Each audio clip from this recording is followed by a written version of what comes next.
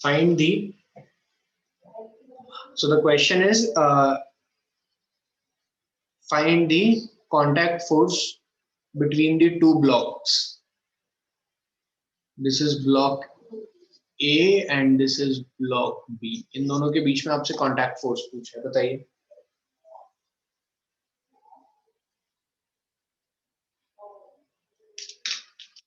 Okay संयम बेटा बताओ.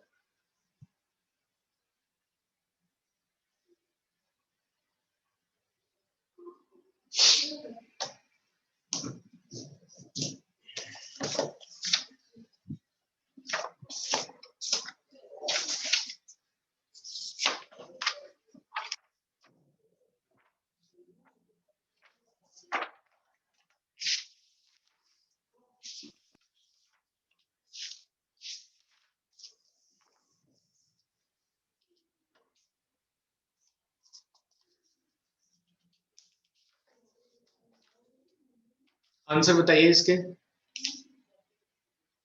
हाँ बेटा इसी टॉपिक से स्टार्ट किया है हमने.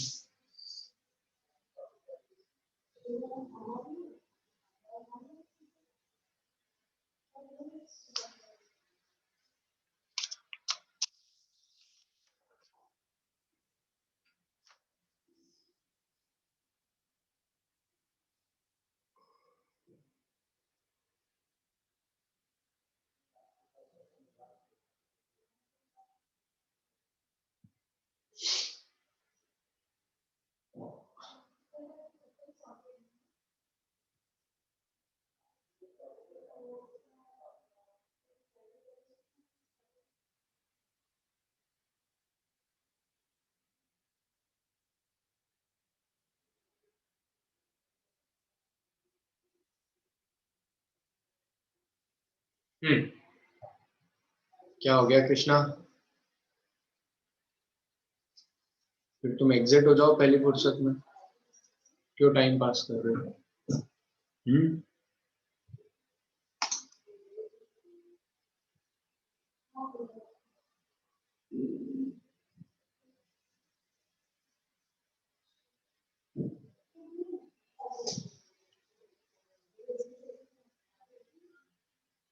अभी मेरी आवाज नहीं आ रही है क्या? Am I audible clearly?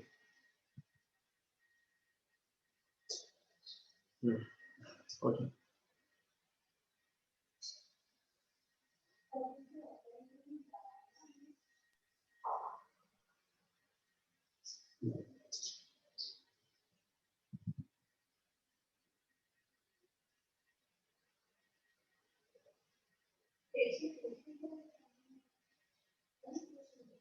चलिए हम सॉल्यूशन देखें. तो सॉल्यूशन क्या है इसमें? दो ब्लॉक्स हैं. अगर हम पूरा सिस्टम देखें तो सबसे पहले हमें इस पूरे सिस्टम का एक्सेलरेशन निकालना होगा. तो अगर इस पूरे सिस्टम की बात की जाए फॉर दिस कंप्लीट सिस्टम, तो F net equals to M A. This is for the total system. Net force कितना लग रहा है? लेट अस सपोज कि 15. अब -15 लेफ्ट हैंड साइड पे -15 न्यूटन है plus 5 newton equals to total mass कितना है 5 इंटू ए. तो -10 बराबर 5a. So a is equals to -2 metre पर second square. It means acceleration जो है वो इस डायरेक्शन में है. किधर है acceleration? Acceleration of this complete system is along left hand side. कितना है वो? 2 मीटर पर सेकेंड स्क्वायर. क्लियर हुआ इतना? अब हम इसके बाद में इंडिविजुअल ब्लॉक लेते हैं. फॉर ब्लॉक ए, अगर ब्लॉक ए की बात की जाए तो ब्लॉक ए में क्या हो रहा है देखो सर. अगर ब्लॉक ए की बात करते हैं तो फॉर ब्लॉक ए हमें क्या करना होगा? ब्लॉक ए के लिए ब्लॉक ए का फ्री बॉडी डायग्राम बनाना होगा. तो अगर ब्लॉक ए का फ्री बॉडी डायग्राम बनाएंगे तो यहाँ पर लग रहा है 5 न्यूटन. और यहाँ पर दोनों ब्लॉक एक दूसरे के कांटेक्ट में और एक दूसरे को कंप्रेस भी कर रहे हैं, तो नॉर्मल रिएक्शन 1. इसका खुद का वेट है नीचे mg और इसका खुद का वेट है ऊपर. इसके ऊपर एक नॉर्मल रिएक्शन आ रहा है n2. हालांकि हर सवाल में हम N2 नहीं सॉल्व करेंगे, मैं सिर्फ फ्री बॉडी डायग्राम बना रहा हूँ क्योंकि हमसे क्वेश्चन में साफ पूछा गया है contact force between two blocks बताना है। तो अगर हमसे contact force between two block पूछा है तो हम वर्टिकल डायरेक्शन में सॉल्व नहीं करेंगे।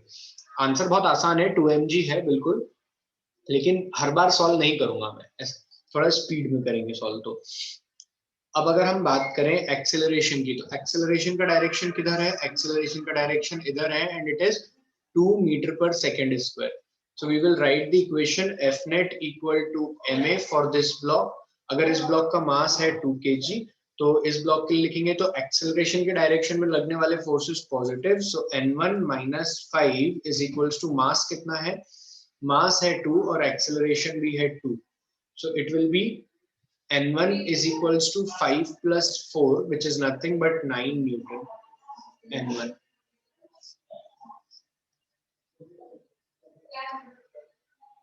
n1 कितना है? 9 न्यूटन। क्लियर हुआ सभी को इतना?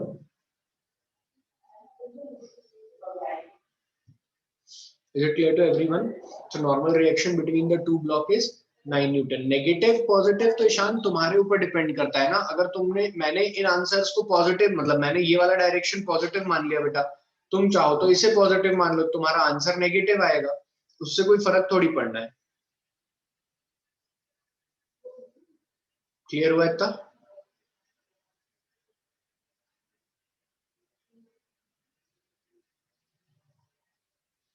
चलिए लिखिए इसे, फिर हम आगे चलते हैं।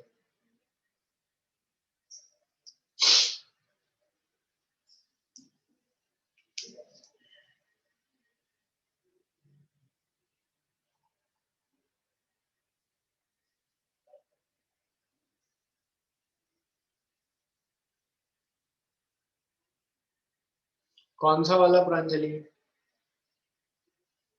बोलो प्रांशु।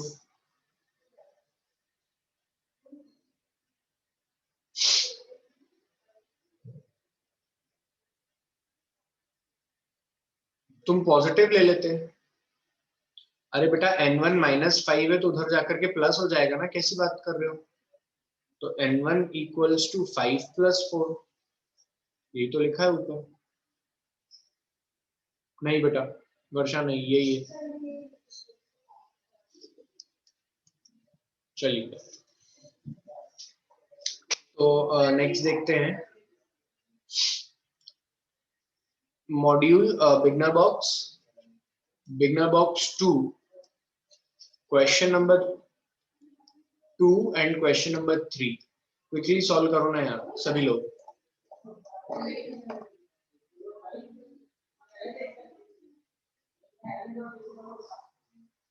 हाँ हाँ तन्मय बिल्कुल।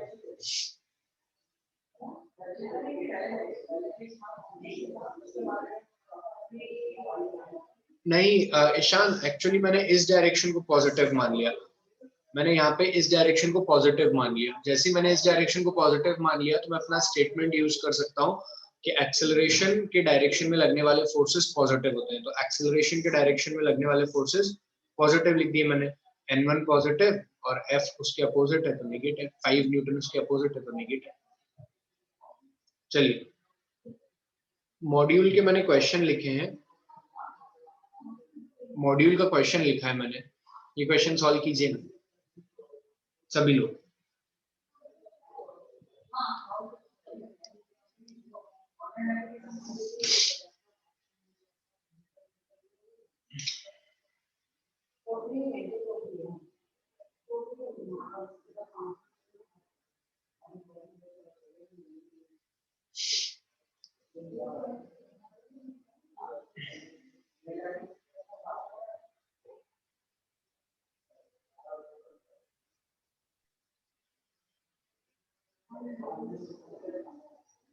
समय यही करवाया है मैंने, लेट आए और ऊपर से एक ही बात बार बार पूछ रहे हो।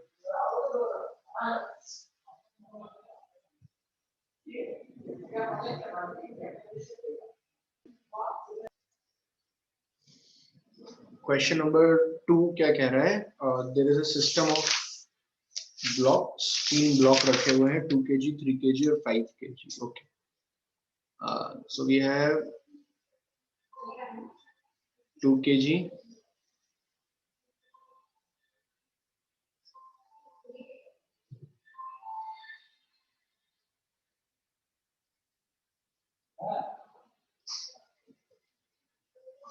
two kg, 3 kg and 5 kg.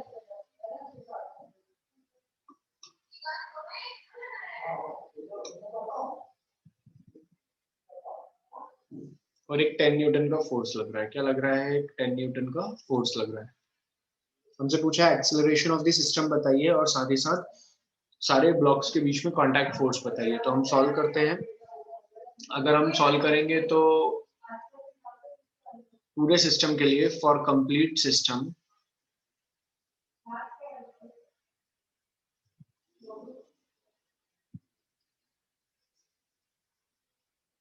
F net equal to M A, net force लग रहा है 10, 15 ए, तो ए बराबर 2/3 मीटर पर second square. This is the acceleration.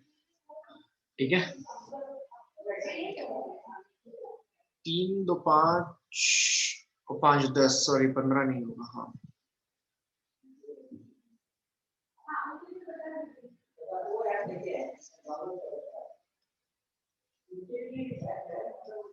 One metre पर सेकेंड स्क्वायर। एक्सेलरेशन कितना है? 1 मीटर पर second square. This is the acceleration. अब क्या हो रहा है, इसके बाद हमें क्या करना है? इसके बाद इंडिविजुअल ब्लॉक्स के बीच में पूछा है, तो एक ब्लॉक, दूसरा ब्लॉक। अब ये जो 1 मीटर पर सेकेंड स्क्वायर एक्सेलरेशन है ना, दिस एक्सेलरेशन से ये पूरा सिस्टम चल रहा है। ये पूरा system is moving with this acceleration only. तो इसका मतलब ये वाला डब्बा और ये वाला डब्बा भी कितने से मूव कर रहा है? 1 मीटर पर सेकेंड स्क्वायर। ठीक है, अब अगर हम फोर्सेस बनाए तो एक कांटेक्ट फोर्स N1, तो दूसरा उसका पेयर इधर आएगा। एक इधर लग रहा है 10 न्यूटन। तो अगर सर इस ब्लॉक के लिए आप सॉल्व करोगे तो आप क्या लिखोगे? 2 kg का ब्लॉक है ये, तो आप लिखोगे F net equals to MA, net force acting on the body. Acceleration के डायरेक्शन में लगने वाले फोर्सेस पॉजिटिव, उसके अपोजिट लगने वाले नेगेटिव। मास है 2 इंटू ए भी है 1, तो 2 10 माइनस N1। तो N1 की वैल्यू यहाँ से सॉल्व करने पर आ रही है 8 न्यूटन। कितनी आ रही है? 8 Newton. This is the first answer. Second part of the question में क्या कह रहा है वो? Sir second part of the question में कह रहा है वो कि 3 kg और 2 kg के बीच में निकालना है। तो ये हमारा 3 kg वाला डब्बा और ये हमारा 5 kg वाला डब्बा। ठीक है, this is 5 kg and this is 3 kg। तो इनके बीच में एक नॉर्मल रिएक्शन N2 नाम दे देते हैं यहाँ पे। यहाँ पे अगर आप 3 kg पे देखोगे तो 3 kg पे एक N1 भी तो आ रहा होगा। तो F net इक्वल टू, मेरे हिसाब से ना, तुम 5 kg वाले डब्बे पे के लिए भी सॉल्व कर सकते हो। 3 kg के लिए करना है 3 kg के लिए कर लो, पर 5 kg में एक ही फोर्स है तो सीधे आंसर आ जाएगा। और ये पूरा सिस्टम चल एक ही एक्सेलरेशन से रहा है, a बराबर 1 मीटर पर सेकेंड स्क्वायर से। तो हम सीधे सीधे ना 5 kg वाले डब्बे के लिए सॉल्व करते हैं। 5 इंटू 1 कर देते हैं। नेट फोर्स कितना लग रहा है? N2, तो N2 equals to 5 Newton. This is the answer to the problem. So we get the value of normal reaction between the two blocks, that is between the 3 kg block and 5 kg block. Is it clear to everyone? हाँ, smartly solve कर लो ये वाला block. तो वो वाला तुम चाहो तो इससे भी कर सकते हो। अगर 3 kg वाले ब्लॉक से सॉल्व करोगे तो you will write N1 minus N2 equal to 3. Then you will put the value of and you will keep and you will write N2 is equals to N1 minus 3, which is nothing. 8 minus 3, which also comes out to be 5 Newton.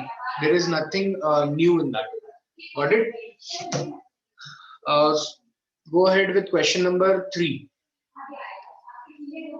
All of you go ahead with question number 3. First of all, change your name, then only I can talk to you. ठीक है, question number 3, question number 3 का answer बताइए मुझे। मैं 1 second आया।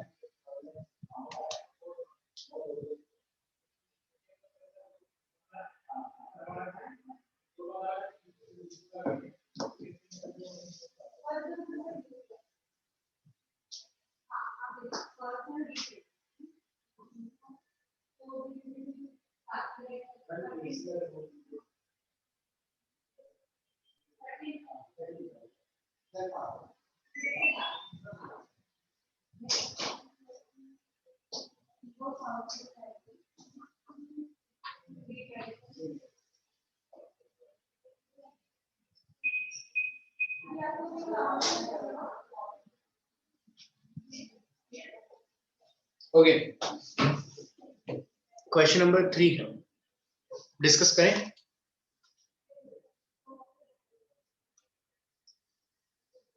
So what we have to do in question? हाँ बेटा बिल्कुल। चलिए क्वेश्चन नंबर 3 में देयर आर टोटल 5 ब्लॉक।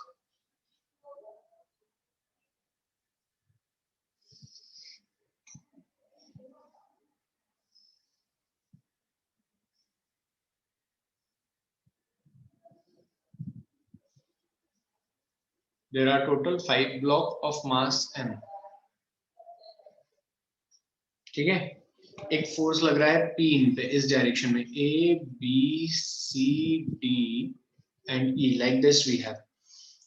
ये मासेस है हमारे सामने और हमसे पूछा जा रहा है एक्सेलरेशन ऑफ द सिस्टम। तो F net इक्वल्स टू हम जानते हैं m into a, net force acting on the body is P, total mass is 5m into a, so a will be nothing, it is P by 5m। ठीक है, तो acceleration हमारा ये आ रहा है। फिर उसके बाद में हमसे पूछ रहे हैं रिस्पेक्टिव फोर्सेस पूछ रहा है D और E, A और B के बीच में। ठीक है, A और B के बीच में हम एक नॉर्मल रिएक्शन ड्रॉ करते हैं। इधर लग रहा है P, तो इधर लगेगा N1 between B and A block. Fine, तो वी विल राइट, और ये पूरा जो सिस्टम है ये A एक्सेलरेशन से आगे बढ़ रहा है, तो हम यहाँ पर लिखेंगे, इस वाले ब्लॉक के लिए लिखेंगे P minus N1 is equals to M into P by 5M। तो MM get cancel, P minus P by 5 will be N1 and N1 is equals to 4P by 5।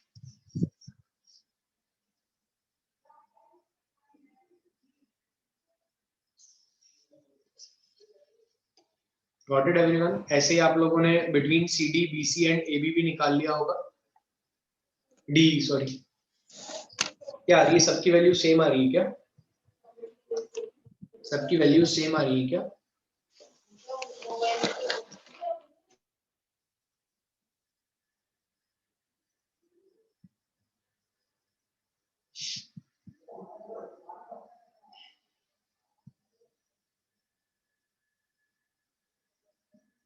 ऐसा क्यों सेम क्यों आ रही है, कोई समझा सकता है क्या मुझे?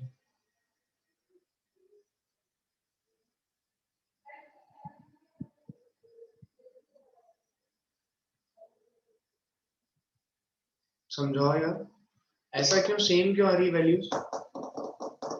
मास सेम है, ठीक है। चलिए, तो यहाँ तक के हमने बेसिक क्वेश्चन समझे और हमें बातें भी समझ में आ गई कि क्या चल रहा है दीन दुनिया में, है ना। एक ही एक्सेलरेशन से सेम मास मूव हो रहा है, ठीक है, बढ़िया।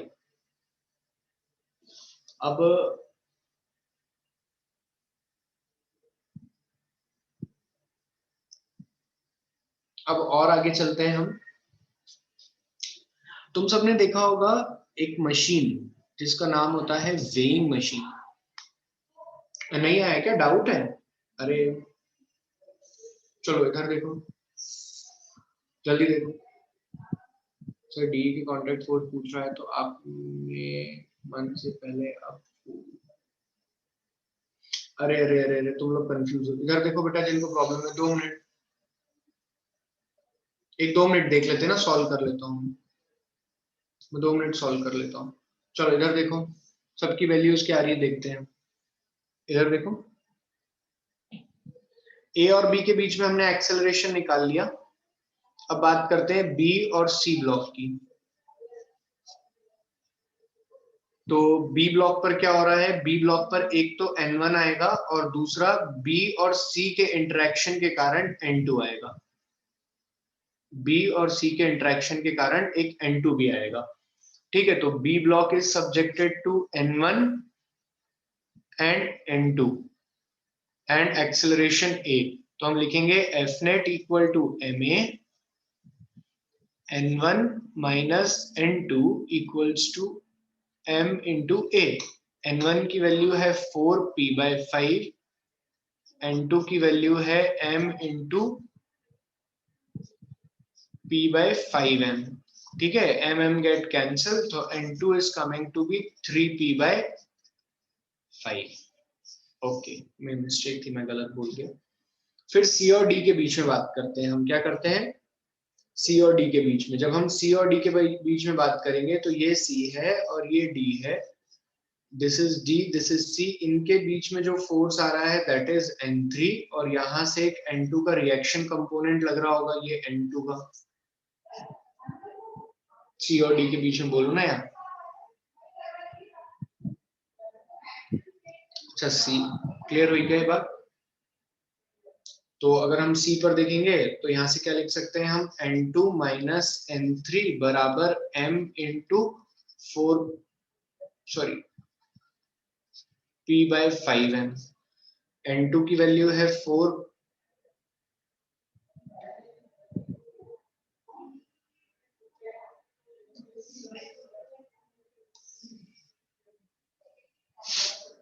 N2 की वैल्यू है 4p/5 माइनस N3 बराबर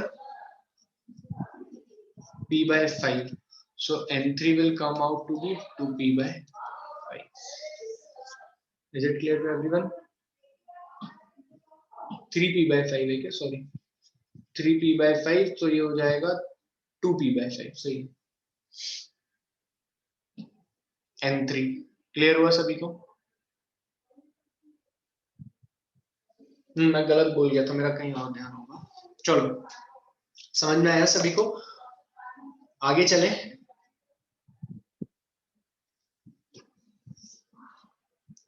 अब आप सबने एक मशीन देखी है जिसका नाम है वेइंग मशीन। क्या नाम है? वेइंग मशीन देखी है क्या सबने?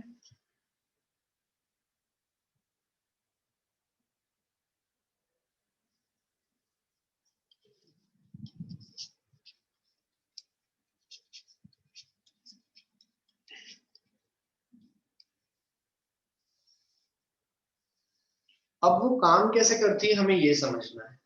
ठीक है, तो जरा ध्यान से देखना, मैं एक डायग्राम बनाऊंगा, जवाब देना आप लोग। देखो, ये जमीन, जमीन के ऊपर हमने रख दी है हमारी मशीन, और ये खड़े हो तुम।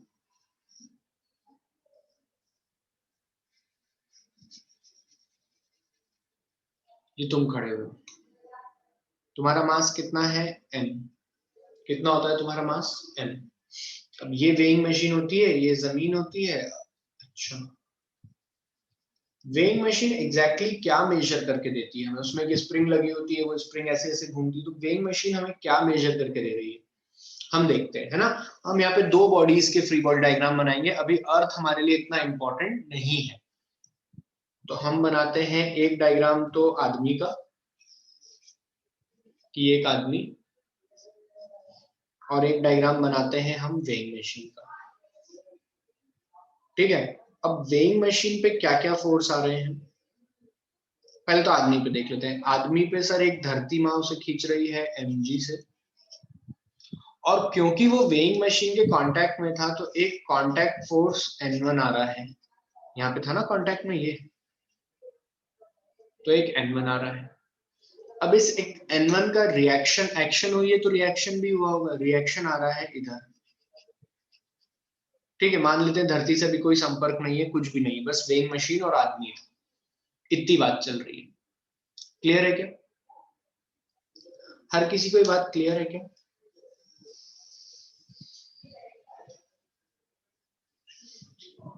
बेसिकली वेइंग मशीन क्या मेजर करके दे रही है?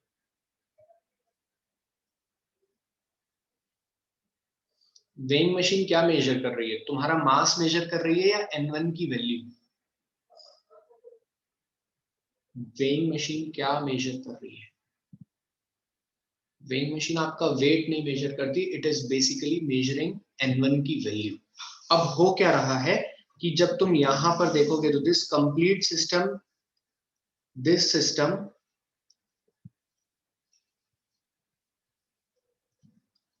Is in complete equilibrium. ये पूरी तरह से क्या है, इक्विलिब्रियम में है। तो इक्विलिब्रियम में होने के कारण एफ नेट क्या हो जाता है, zero. Net force acting on the body is zero. 2 minute नहीं थी, 2 मिनट रुक जाओ। नेट फोर्स क्या हो जाता है, जीरो। तो अगर मैं यहां लिखना चाहूं तो इस पर आने वाला नेट फोर्स क्या होगा, जीरो।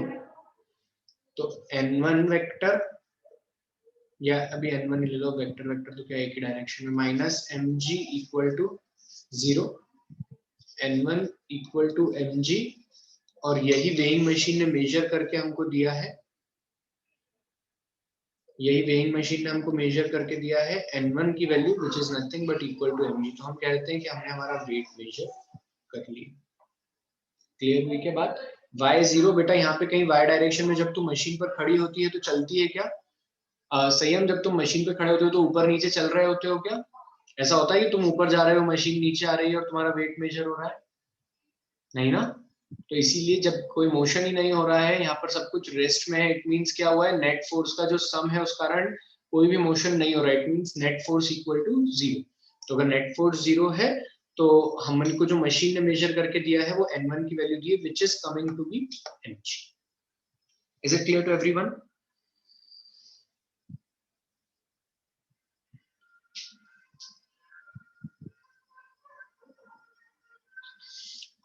क्लियर है?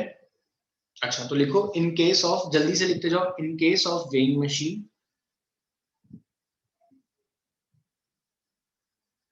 मैं डिक्टेट कर रहा हूं, लिखो in case of weighing machine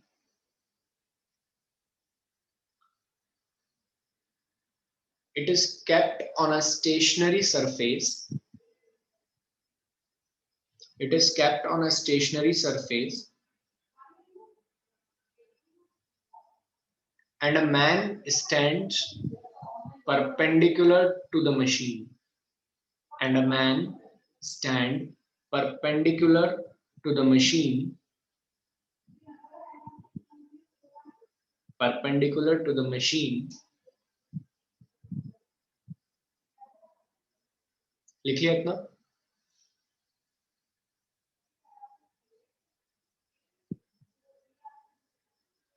Since there is no motion of complete man and weight machine system, since there is no motion of complete weight and man machine, weight machine and man system,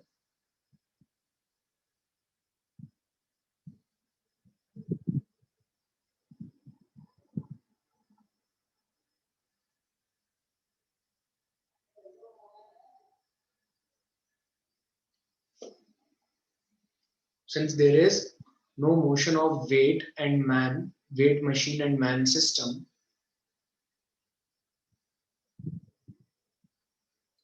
the system is under complete equilibrium, the system is under complete equilibrium। इसके बाद में जो कुछ भी screen पे लिखा है वो ड्रॉ कर लो और बना लो, ठीक है।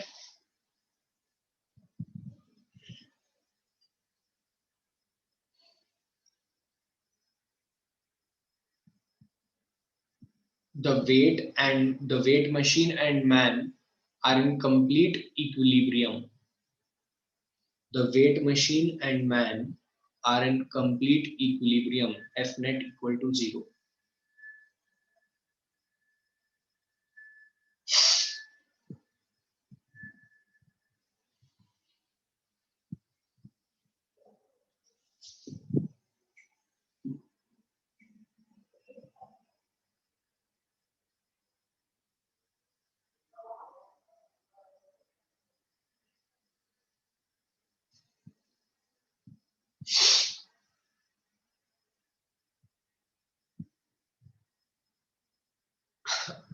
जो तुम्हारा मास है बेटा वही तो मेजर करके दे रहा है, ये उसने तो N1 मेजर करा, नो डाउट इन दैट।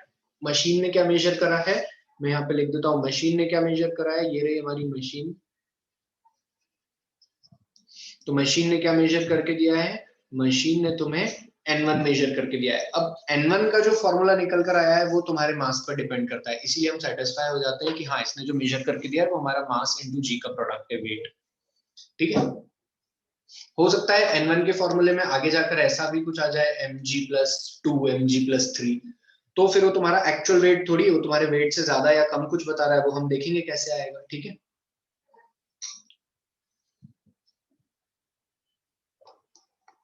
ठीक है सीएम जैन, किसी को कोई डाउट हो तो पूछो, और बाकी लोग इसको फटाफट लिखो कॉपी में, तो हम आगे चलें।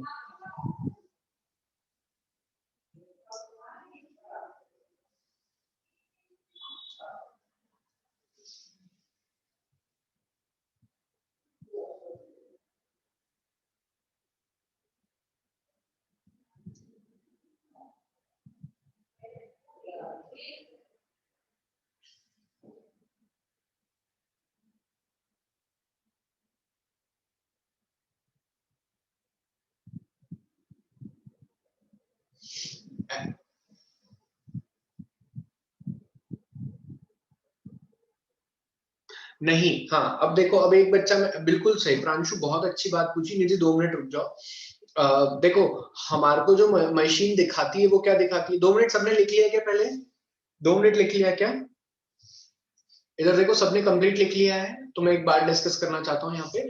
इधर देखो, अब क्या होता है जब तुम मशीन देखते हो तुम्हें मशीन ऐसी दिखती है, एक सर्कल, और उस सर्कल पे ऐसी बहुत सारी रीडिंग्स होती हैं, और तुम्हें अपना मास दिखता है। तुम जब अगर जैसे मोस्टली तो आजकल चेकअप डॉक्टर का ही होता है, अगर आपके घर पे वेइंग मशीन हो तो इट्स ओके, तो यहाँ पे लिखा आ जाता है 70 kg, 70 kg पे ये वाला पॉइंटर आ जाता है, तो तुम कहते हो कि यार हमारा वेट तो 70 kg है ना, अपन ऐसा मान लेते हैं।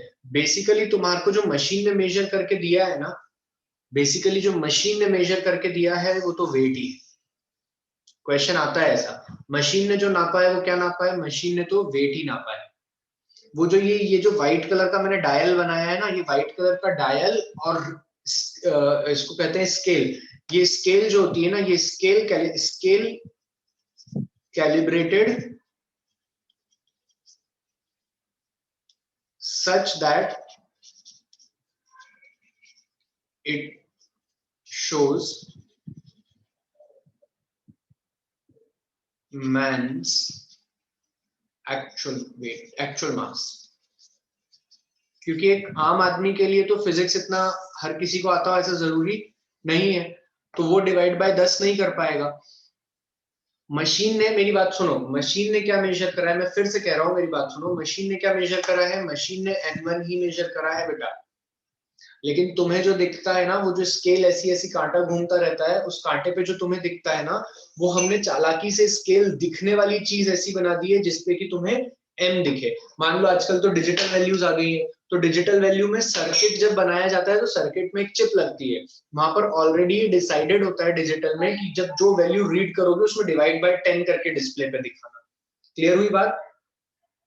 अगर तुम्हारा वेट 70 kg दिखा रही है मशीन, इट मींस उसने मेजर 700 न्यूटन किया है। क्या किया है, 700 न्यूटन, अप्रोक्सीमेटली जी की वैल्यू 10 ले रहा हूं। बिल्कुल ऐसा क्वेश्चन आता है, अ मशीन मेजर 70 kg, तो तुम्हें समझ जाना चाहिए N1 की वैल्यू होगी 700, बिना कुछ सोचे समझे क्वेश्चन आए ऐसे नहीं। क्लियर है, वेरी गुड प्रांशु। चलिए, और कोई डाउट हो तो पूछो, नहीं तो हम आगे चलते हैं, इसमें और कैटेगरी पढ़ते हैं। क्लियर है ना सबको, चलें आगे।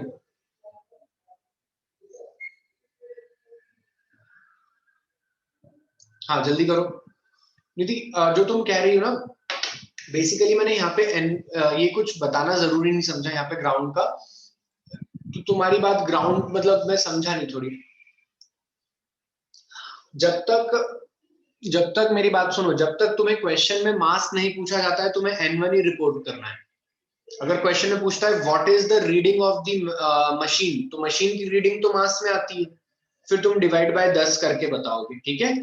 लेकिन अगर वो बोलता है कि what is the value of normal reaction, या आंसर न्यूटन में देता है, इट मींस वो क्या मांग रहा है तुमसे, सिर्फ और सिर्फ न्यूटन की वैल्यू।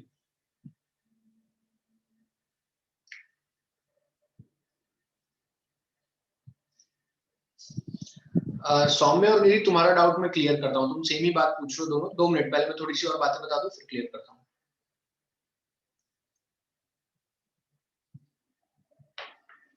अच्छा अभी चलो सुन ही लो। देखो अब ये बच्चे क्या कह रहे हैं, 1-2 मिनट, 1-2 मिनट इधर आ जाओ। ये तो सबने लिख लिया था पुराना वाला, यही बता देता हूं मैं। इनका कहना ये थोड़े से परेशान हो रहे हैं, ये कह रहे हैं कि सर जमीन भी तो है, आपने जमीन को तो लिया ही नहीं, जमीन के भी तो कांटेक्ट में, अपन जमीन को भी कांटेक्ट में ले लेते हैं। ठीक है, फिर से फ्री बॉडी डायग्राम बना लेते हैं। ये अपना आदमी, इस पे लग रहा है mg, ऊपर लग रहा है n1। ये अपनी मशीन, इस पर एक रिएक्शन आया n1। ये अपनी धरती माँ, धरती माँ ने लगाया n2, धरती माँ पे भी रिटर्न में क्या लगा n2। क्या अब मैंने ग्राउंड को कांटेक्ट में ले लिया, सेम चीज बनेगी। ठीक है, n1 बराबर mg लिखेंगे यहां से, क्योंकि सब कुछ इक्विलिब्रियम में है। पहले वाले डायग्राम से बोलो, ये पहले वाले से यही लिख पाऊंगा मैं, n1 बराबर mg। दूसरे वाले डब्बे से क्या लिख पाऊंगा मैं सर, दूसरे वाले डब्बे से आप लिख सकते हो n1 बराबर n2, n2 बराबर mg। कुछ फर्क आया क्या रीडिंग में? हाँ ये बात पक्की है कि इस पे नेट फोर्स 0 है। नेट फोर्स 0 होने का अर्थ ये होता है कि ये मोशन नहीं करेगा। अगर मान लो जैसे कि तुम लोगों को ये बॉटल दिख रही है, ये सैवलॉन की बॉटल मेरे पीछे बैक साइड में स्क्रीन पे ये रखी हुई है, तो क्या ये इस पर फोर्स नहीं लग रहा है क्या? इस पर फोर्स लग रहे हैं, लेकिन इस पर लगने वाले फोर्स इस तरीके से है कि नेट फोर्स क्या है, 0। ये मैंने इस पे हाथ रख दिया, अब मैं इसको दबा रहा हूँ और ताकत लगा रहा हूँ, दबाते जा रहा हूँ खूब ताकत से, ये मूव नहीं कर रही ना। ये शुरुआत में भी रेस्ट में थी और अभी भी रेस्ट में है। इसका मतलब ये है कि इस पे लगने वाले नेट फोर्स mg और ऊपर नॉर्मल रिएक्शन इस तरीके से आए हैं कि एक्सेलरेशन क्या हो गया, 0, तो मोशन नहीं हो रहा है। क्लियर हुई बात सभी बच्चों को? तो यहाँ पर वो वेइंग मशीन चलती थोड़ी है, मतलब जो मैंने डायग्राम तुम लोगों को बताया तुम उसको समझो। वेइंग मशीन चलती है क्या? ऐसा होता है क्या कि तुम वेइंग मशीन पे खड़े हुए और वो नीचे घुस गई गड्ढे में? नहीं। तो वो कौन है जो उसको गड्ढे में नहीं घुसने दे रहा है? धरती माँ। क्लियर हुई बात? यहां पर मैंने इसलिए नहीं बताया कि पहले मैं वेइंग मशीन को समझा दूं, एक बार वेइंग मशीन क्लियर हो जाए फिर उसके बाद में हम अर्थ पर ही आते हैं। चलो कंफ्यूजन क्लियर है दोनों का? सभी लोगों को ये कॉन्सेप्ट भी समझ में आ गया?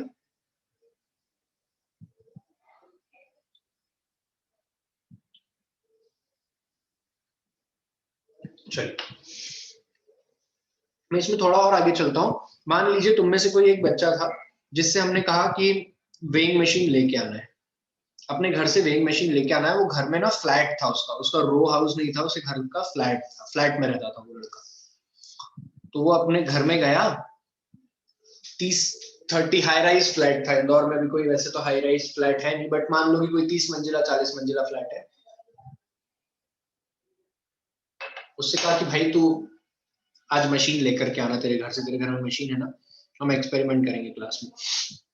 वो मशीन लेके आया, लेकिन वो था थोड़ा सा नालायक, तो उसने मशीन रखी लिफ्ट में और उसके ऊपर ही खड़ा हो गया वो। क्या हुआ? उसके ऊपर ही खड़ा हो गया, जबकि वो घर पर भी एक बार खड़ा हो चुका था। घर पर, अपने घर पर बढ़िया खड़ा था वो मशीन पे। ठीक है, वापस लिफ्ट में खड़ा हो गया। अब लिफ्ट तो लिफ्ट है, ये क्या है? लिफ्ट। अब लिफ्ट ने स्टार्ट किया अपना मोशन। तुम्हें क्या लगता है कोई फर्क आएगा क्या रीडिंग में या नहीं आएगा?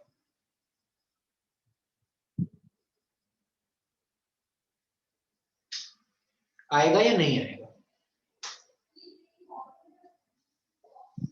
चल देखते हैं। अच्छा यहां खड़ा होता तो तुम ब्लाइंडली बोल देते ना कितनी आती रीडिंग, जमीन पे कितनी आती है, उसके घर में कितनी आ रही थी? mg। बहुत बढ़िया। चलिए अब लिफ्ट को मूव कराते हैं। तो पहला केस लेते हैं, लिफ्ट का मास नहीं है हमारे पास में, लिफ्ट का कोई मास नहीं है, मशीन और आदमी का ये मास है। ये मशीन है हमारी और ये बेचारा आदमी जिसका m मास है, कैपिटल M। ठीक है, लिफ्ट के मास की हमें कोई जानकारी नहीं है। क्या फर्क आएगा अब सब लोग ध्यान से देखना। तो पहले लिखता हूं मैं केस 1।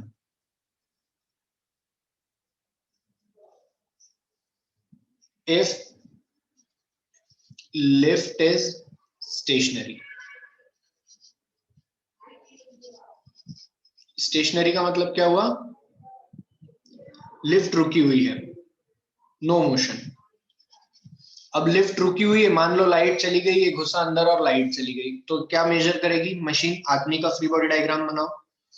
आदमी पे नीचे लग रहा है mg, ऊपर लग रहा है नॉर्मल रिएक्शन n1, और लिफ्ट और ये मशीन का फ्री बॉडी डायग्राम बनाओ। मशीन पे क्या लग रहा है? n1, और कुछ भी नहीं लग रहा। ठीक है, तो यहां से हम क्या बोल देंगे कि वो जो मेजर करेगी ना, वो एग्जैक्टली क्या होगा? mg, actual weight of the body. तो स्टेशनरी कंडीशन में क्या मेजर कर रही है?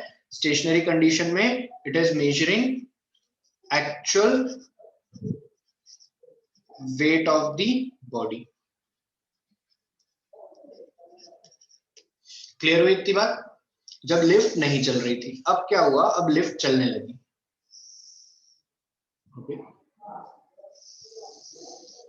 चलिए, अब क्या हुआ? अब लिफ्ट चलने लगी। सो केस टू क्या है? Lift moving with constant velocity. Velocity कैसी है? कांस्टेंट। अब वेलोसिटी कांस्टेंट, तो एक्सेलरेशन क्या हो गया? एक्सेलरेशन क्या हो गया? 0। यूनिफॉर्म मोशन हो रहा है यार, तुम्हें आना चाहिए ये सब बातें। अगर आना चाहिए तो वापस से फ्री बॉडी डायग्राम बनाओ। ये रही हमारी लिफ्ट,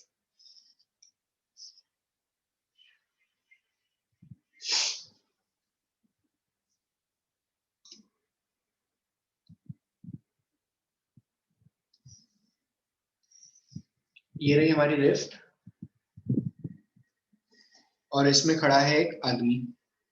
ये हमारी वेइंग मशीन, और ये खड़ा कर दिया हमने एक आदमी। लिफ्ट कैसी आ रही है? कांस्टेंट वेलोसिटी से, ऊपर चली जाए चाहे नीचे आ जाए। जहां जा रहा हूं, हाँ अभिषेक, आ रहे हैं तुम्हारे मैसेज। तो अगर अब हम आदमी का फ्री बॉडी डायग्राम बनाए, तो आदमी का फ्री बॉडी डायग्राम क्या होगा? सर नीचे तो इसको ग्रेविटी अट्रैक्ट कर रही है, ऊपर नॉर्मल रिएक्शन लग रहा है।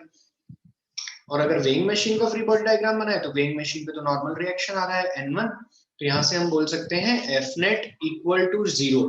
सर 0 क्यों होगा? मोशन हो रहा है, क्योंकि एक्सेलरेशन अभी भी 0 है। कांस्टेंट वेलोसिटी से या तो वो लिफ्ट नीचे आ रही है या तो वो लिफ्ट ऊपर जा रही है।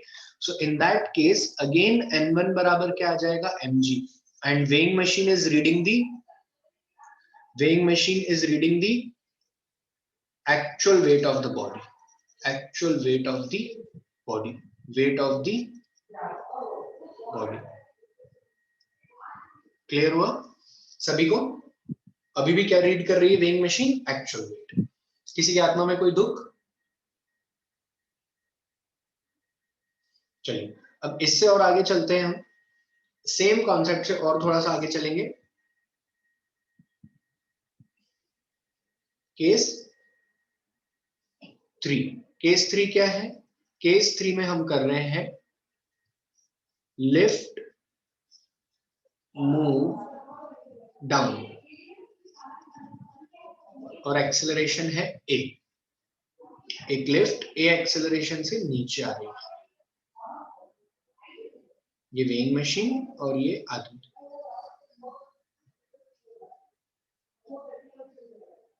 क्या बोल रहे हैं?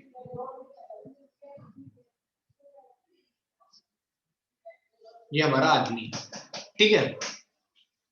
अब अगर हम फ्री बॉडी डायग्राम बनाए आदमी का, तो आदमी का फ्री बॉडी डायग्राम कैसा बनेगा?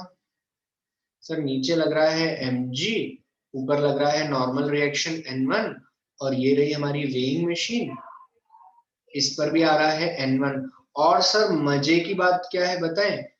अब पूरे के पूरे सिस्टम पे एक a एक्सेलरेशन भी है नीचे, मतलब वेइंग मशीन और आदमी दोनों a एक्सेलरेशन से नीचे आ रहे हैं। बोलो ये बात मानते हो? हाँ या ना सभी लोग? जिसको ये वाला डायग्राम क्लियर नहीं हो बोलो, मैं फिर से एक्सप्लेन करूंगा। क्लियर है सबको? चलिए, अगर क्लियर है तो हम आदमी के लिए किसी भी एक के लिए क्वेश्चन लिख लेते हैं। हमने इतने सारे ब्लॉक वाले क्वेश्चन करे, तो इन ब्लॉक वाले क्वेश्चन से हम समझ गए कि किसी भी एक के लिए लिख लो इक्वेशन, और n1 n2 की वैल्यू निकाल लो। तो वैसे मैं आदमी के लिए लिखता हूँ इक्वेशन। तो अगर मैं आदमी के लिए लिखना चाहूँ तो मैं क्या लिखूंगा सर? आप अगर आदमी के लिए इक्वेशन लिखेंगे तो आप लिखेंगे एफ नेट, आप लिखेंगे F net equal to M A. Second case में कहीं भी मान लो लिफ्ट ऊपर जा रही हो चाहे नीचे जा रही हो, कहीं भी मान लो रवीना, और पहले इधर ध्यान दो, ठीक है? तो अगर लिफ्ट ऊपर या नीचे कहीं भी मूव कर रही है तो उस दौरान हम क्या लिखेंगे? आदमी के लिए लिख रहा हूं, आदमी के लिए लिख रहा हूं मैं, ठीक है? तो मैं क्या लिखूंगा? आदमी पे लग रहा है एक फोर्स एक्सीलरेशन की डायरेक्शन में mg, दूसरा लग रहा है n1 बराबर ma। तो n1 की वैल्यू क्या हो गई? mg minus ma। n1 कितना हो गया? mg minus a। क्या अब बॉडी एक्चुअल वेट मेजर कर रही है? क्या अब लिफ्ट लिफ्ट तो n1 मेजर कर रही है ना? क्या अब लिफ्ट एक्चुअल वेट मेजर करेगी? क्या अब लिफ्ट एक्चुअल वेट मेजर करेगी? No. Now lift will measure apparent weight. एक फॉल्स वेट मेजर कर रही होगी। क्या कर रही होगी? फॉल्स वेट मेजर कर रही होगी। तुम्हारा वजन ज्यादा दिखा रही होगी या कम दिखा रही होगी? सोचो, तुम्हारा वजन ज्यादा दिखा रही होगी या कम? mg minus ma। अरे mg में से कुछ माइनस हो गया ना, तो तुम्हें जो दिख रहा होगा दैट विल बी, तुम्हें जो इसमें दिख रहा होगा दैट विल बी व्हाट? कम दिख रहा है सर हमें। क्या दिख रहा है? हमें थोड़ा सा कम दिख रहा है। तो हम यहाँ पे क्या लिखेंगे? हम यहाँ पर लिखने वाले हैं mg n1 equals to mg minus ma and this is the apparent weight। क्या है ये? apparent weight। and apparent weight is less than the true weight। True weight कितना था सर? ट्रू वेट ना हम यहाँ पे मेजर कर रहे थे। कहाँ मेजर कर रहे थे हम ट्रू वेट?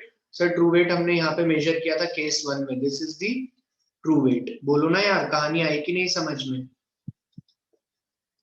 केस 1 2 में हमने ट्रू वेट मेजर किया था। तो हमें यहाँ पे क्या फील होगा कि वाह यार हम तो हल्के हो गए, हमारी डाइटिंग सफल हुई। बट ऐसा पॉसिबल नहीं है। एक्चुअली क्या हुआ है, अगर कोई नॉर्मल आदमी होता तो वो क्या सोचता कि हम दुबले हो गए बात, बट बेसिकली आपका कोई वेट या आपका कोई मास कम नहीं हुआ है। It is the science of F net बराबर M A behind that. Clear है सबको? क्लियर है? 3 केसेस समझ में आए? पहले इतने लिखो फिर आगे केस और करेंगे।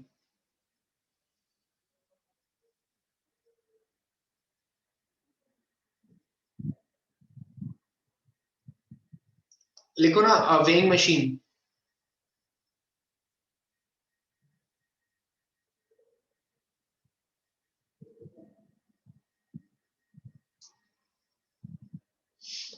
अभी ऊपर जाने वाले केसेस भी करेंगे ना श्रेय, एक एक करके बता पाऊंगा। अभी स्क्रीन पहले इतना लिख लो जो स्क्रीन पे है ना?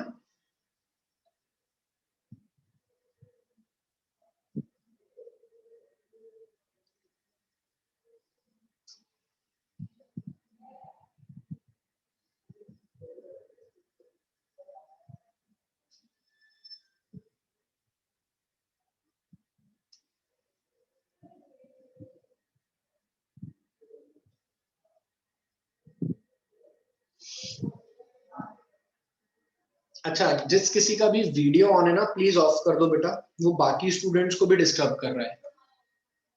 और अगर तुम नहीं ऑफ करते हो तो मैं यहाँ से किसी को बोलता हूँ वो रिमूव करते जाएंगे तुम्हें फटाफट। As you wish. अब तो मैं ऑफिस आ गया हूँ।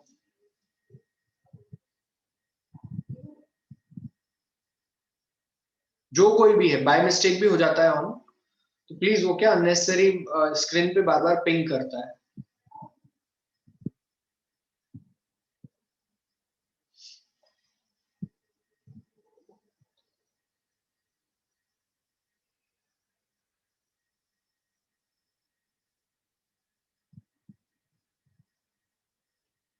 क्या मतलब अपन बढ़िया न्यूटन्स लॉ पढ़ रहे हैं सीख रहे हैं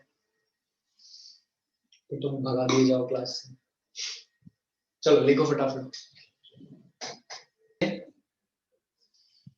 नेक्स्ट पेज। यस,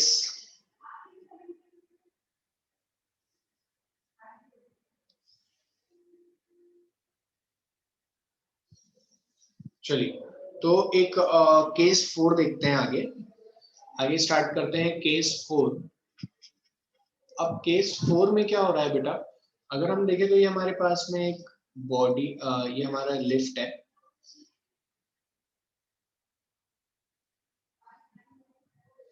हमारा सी 2 मिनट में सॉल्व कर लो।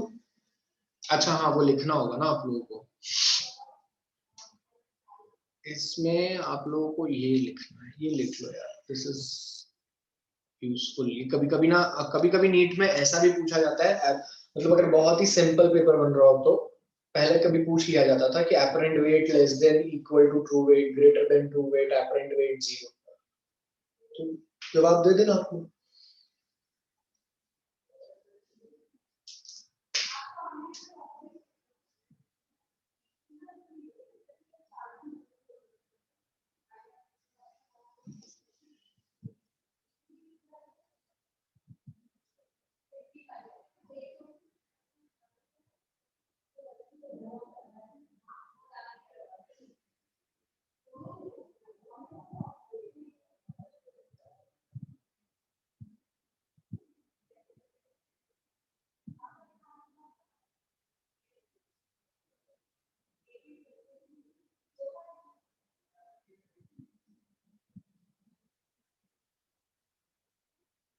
हाँ, अर्थात नॉन यूनिफॉर्म भी रख सकते हैं, बट फिर वही ना, हम उसके लिए एग्जैक्ट वैल्यू नहीं निकाल सकते।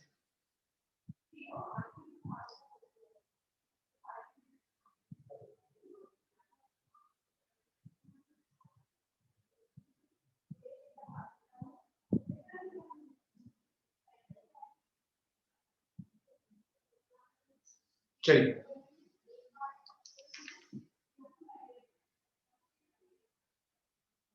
जल्दी।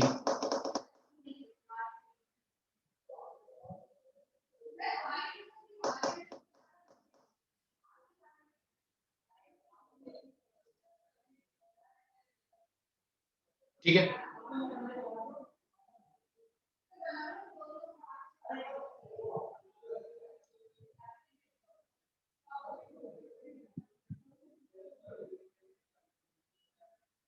अब हम बात करते हैं केस 4 की। देखो केस 4 में एग्जैक्टली क्या हो रहा है। केस 4 में एक आदमी खड़ा हुआ है और ये रही वेइंग मशीन। ठीक है, अब लिफ्ट ऊपर जा रही है, तो case 4 is lift moving up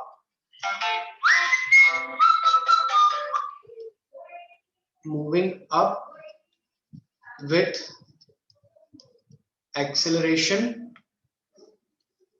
moving up with acceleration a। अब अगर हम फ्री बॉडी डायग्राम बनाते हैं तो ये आदमी, नीचे लग रहा है mg, ऊपर लग रहा है नॉर्मल रिएक्शन n1 और ये a एक्सेलरेशन। ये है यहाँ पर लिफ्ट, इस पे n1 इधर आ रहा है a एक्सेलरेशन के साथ। ठीक है, ये हमारा फ्री बॉडी डायग्राम है। अब हम अगर फॉर मैन के लिए सॉल्व करता हूं तो मैं क्या लिखूंगा, n1 minus mg equals to ma। So n1 will come out to be mg plus ma। इसका मतलब क्या हुआ, अब हमें अपना वेट थोड़ा ज्यादा महसूस हो रहा होगा। ठीक है, and this is the apparent weight. तो मैं यहां से कह सकता हूं apparent weight is greater than true weight. यहाँ पर हम अपने आप को मोटा महसूस करेंगे। हम अपना रीडिंग देखकर क्या कहेंगे कि हमारा वेट गेन हो रहा है। क्लियर है क्या इतनी बात सभी को? इसे जल्दी से लिखो, जल्दी सभी लोग।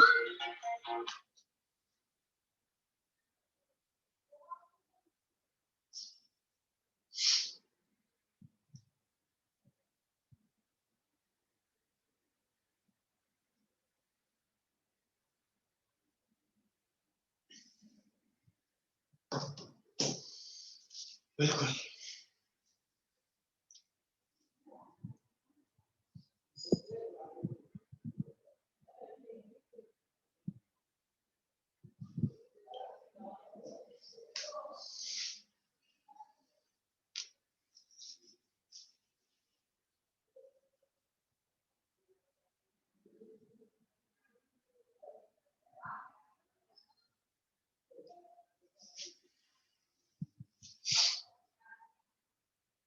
हाँ बेटा लिफ्ट भी ऊपर ही जा रही है बिल्कुल। अरे मैंने थोड़ा सा, हाँ सॉरी सॉरी सॉरी, ये ऊपर जा रही है।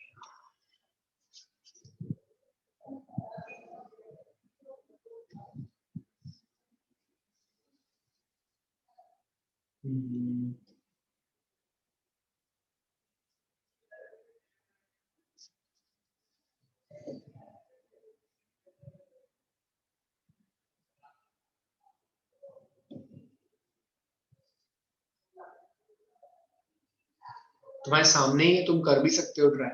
चलिए लिख लिया क्या? एक पेज और लिखेंगे, एक बात और, फिर हमारा टॉपिक ही खत्म हो जाएगा पूरा।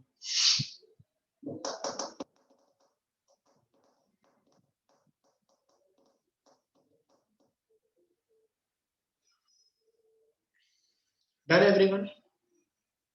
चलिए देखिए case 5, if a lift move down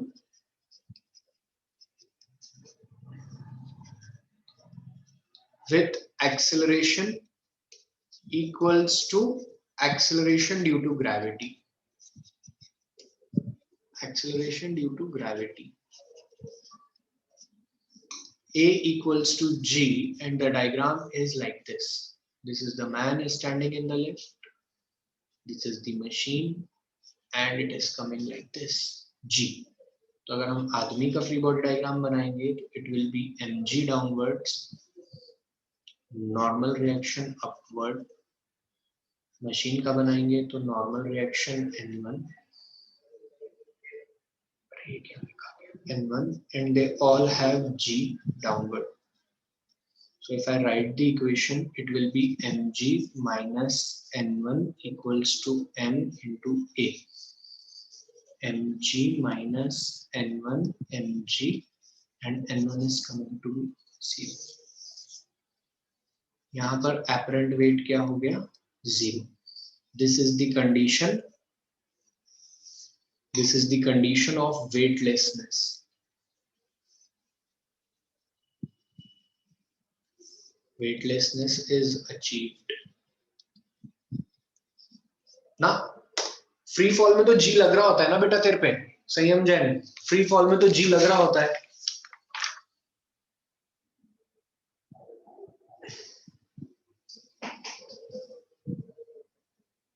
हाँ रवीना ऐसा बोल सकती हूँ बिल्कुल। क्लियर हुआ सभी को? लिखो इसको।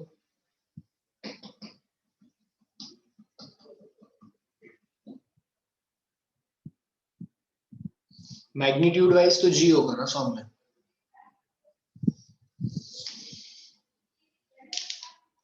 हम तो केसेस लिख रहे हैं, हम तो केसेस लिख रहे हैं बेटा।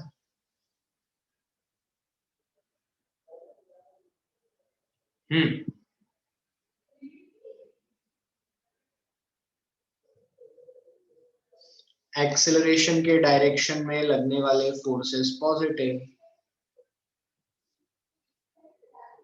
एक्सेलरेशन के अपोजिट लगने वाले फोर्सेस नेगेटिव।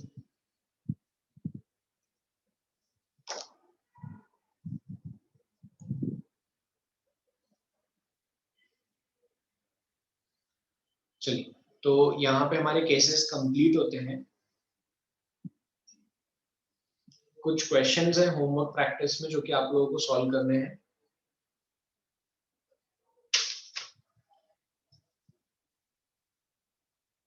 मशीन की रीडिंग में क्या पता लगता है? मशीन की रीडिंग में जो उसमें भी यही होता है, कोई भी वेट मशीन ले लो आपके पास में, कोई भी, अगर आपने देखो एक तो होता है जो ट्रेडिशनल तराजू आते हैं, वो तराजू में बेसिकली पॉइंटर बैलेंस होता है, वहां पर पॉइंटर बैलेंस होता है, वहां पर एक नोन वेट रखा जाता है और अननोन वेट पुट किया जाता है, ठीक है, तो वो पॉइंटर वेट है। लेकिन जो डिजिटल मशीन आती है, जितनी भी डिजिटल मशीन आ रही है, चाहे तुम वो कोई वेजिटेबल वेंडर के पास देख लो, कहीं भी देख लो, उन सब में नॉर्मल रिएक्शन ही मेजर हो रहा है। अब वहां पर डिजिटल है तो थोड़े से प्रेशर सेंसर लग गए हैं, जो कि पर प्रेशर सेंसर में बेसिकली क्या क्या फिजिक्स में ऐसा कौन सा कॉन्सेप्ट है जो प्रेशर सेंसर बन गया? It is the normal reaction कि जब दो यहाँ पर कुछ बॉडी आएगी तो फोर्स अपॉन एरिया से कुछ प्रेशर आएगा, तो वो जो फोर्स अपॉन एरिया से आएगा वो प्रेशर जनरेट होगा, उसको सेंस कर लेता है। बट मैं तुम्हें प्रेशर सेंसर नहीं पढ़ा रहा, मैं तो एक जनरल बात बता रहा हूँ, ठीक है। तो सब जगह normal reaction is the fundamental concept कि मशीन का काम है नॉर्मल रिएक्शन मेजर करना। अगर वो नॉर्मल रिएक्शन अल्टर होगा तो हमने देख लिया कि हमारी वेट की रीडिंग भी अल्टर हो सकती है। क्लियर हुआ सभी को इतना? तो this is all about today's class.